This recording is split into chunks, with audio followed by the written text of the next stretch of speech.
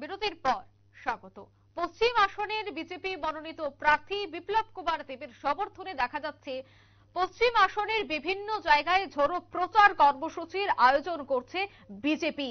বিশেষ করে দেখা যাচ্ছে যুব মোর্চার উদ্যোগে রাজ্যের বিভিন্ন জায়গায় বিভিন্ন বিধানসভা কেন্দ্রে বাইক মিছিলের আয়োজন করা হচ্ছে। আজ দেখা যায় ১৩ প্রতাপগড় মণ্ডলের যুব মোর্চার উদ্যোগে যোগেন্দ্রনগর রেল স্টেশনের সামনে থেকে পশ্চিম ত্রিপুরা লোকসভা আসনের বিজেপি মনোনীত প্রার্থী বিপ্লব কুমার দেবের সমর্থনে সুবিশাল বাইক র্যালির আয়োজন করা হয়। র্যালিতে উপস্থিত ছিলেন প্রদেশ বিজেপির সভাপতি রাজীব ভট্টাচার্য, প্রার্থী বিপ্লব কুমার দেব, বিধায়ক তথা যুব মোর্চার রাজ্য সভাপতি সুশান্ত দেব সহ বিজেপির অন্যান্য নেতৃত্বরা।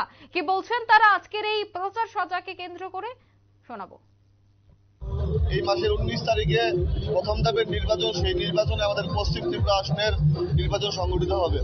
আমাদের যিনি প্রার্থী আছেন রাজ্যের জননেতা বিপ্লব কুমার দেবের সমর্থনে আজকে প্রতাপগড় মণ্ডল যুব মোর্চার উদ্যোগে আমরা একটা সুবিশাল সুসজ্জিত একটা বাইক র্যালির আয়োজন করেছি। সেই বাইক র্যালিতে দেখতে পাচ্ছেন যুবকদের উৎসাহ উদ্দীপনা মানে চোখে পড়ার মতো। তো আমরা আশা রাখবো একটা রেকর্ড সংখ্যক ভোট দিয়ে এই বিধানসভা থেকেও আমরা বিপ্লব কুমার দেবকে হাতকে শক্তিশালী করবো।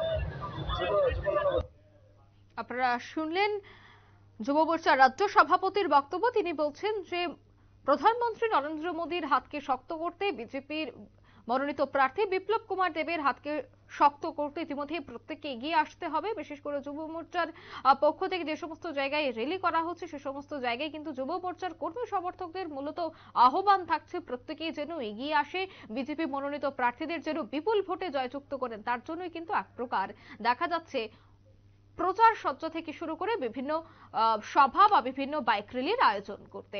নিয়ে নিতে ছোট্ট একটি বিজ্ঞাপন বিরতি, সঙ্গে থাকুন।